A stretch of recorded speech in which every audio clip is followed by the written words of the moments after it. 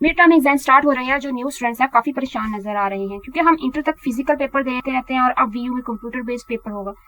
अब new students के mind में तरह तरह के क्वेश्चन आते हैं, पेपर कैसा होगा, टाइम मैनेज हो जाएगा, मेरी टाइपिंग स्पीड भी नहीं है, पेपर कैसे करूंगी या करूंगा।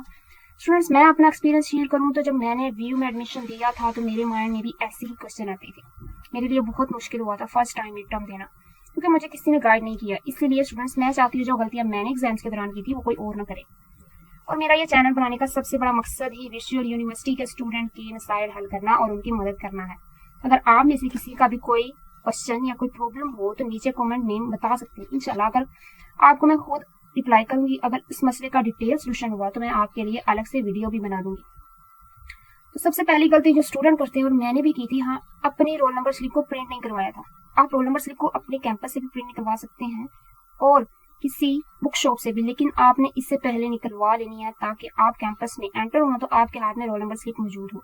वरना अक्सर स्टूडेंट्स पेपर वाले दिन कैंपस से ही रोल नंबर स्लिप निकलवा रहे होते हैं और कभी कभी उनका अपना LMS का पासवर्ड सही से याद ही नहीं होता, तो तब इशू बनता है। दूसरी बात, आपने LMS में से जो स्टूडेंट ID दिया होता है उसको प्रिंट करवा लेना है, वरना आपको एग्जाम हॉल में बैठने की परमिशन नहीं मिलेगी। अब बात करते हैं अपने मेन टॉपिक की कि ऑनलाइन एग्जाम का इंटरफेस कैसा होगा। जब आप एग्जाम हॉल में अपनी अपनी सीट्स पर बैठ जाओगे तो आपके सामने ऐसा इंटरफेस शो होगा। जब आप पेपर स्टार्ट करने का आपको बोला जाए तो सबसे पहले आपने उस पेज को रिफ्रेश करना, कंट्रोल और प्रेस करके। इसके बाद यहाँ पर आपने अपनी स्टूडेंट ID लिखनी है। इधर आपने अपना पासवर्ड टाइप करना है जो आपको रोल नंबर स्लिप पर दिया होता है। फिर ये लॉगिन बटन प्रेस कर देंगे। इसके बाद इंस्ट्रक्शंस का पेज ओपन हो जाएगा। इसको आप एक दफा पढ़ लीजिएगा। पढ़ने के बाद इस चेक बॉक्स पर क्लिक करेंगे और स्टार्ट पेपर का बटन प्रेस कर देंगे। तो स्टूडेंट्स, ये आपके पेपर का इंटरफेस। लेफ्ट साइड पर आपको आपकी बुक का नेम शो होगा। सेंटर में टाइमर है जो ये बताएगा कि कितने मिनट रह गए हैं पेपर खत्म होने में।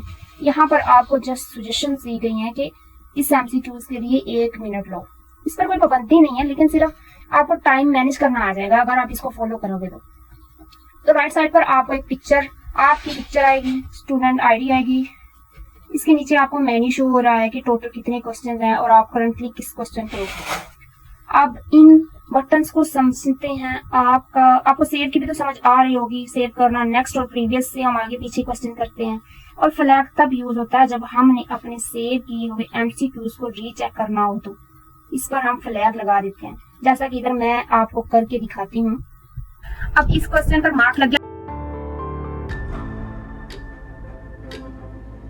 जिसको बाद में हम रिव्यू कर सकते हैं। आप चलते हैं सब्जेक्टिव पार्ट पर। यहाँ पर आपने टाइप करना होता है अपना आंसर। इधर से आपको अलाइनमेंट सेट कर सकते हैं। ये फॉन्ट का ऑप्शन है, मतलब टेक्स्ट का फॉन्ट कैसे रखना है, स्टाइल उसका क्या करना है। फिर अगर आपने टेक्स्ट का साइज छोटा बड़ा करना हो तो वो यहाँ से होगा।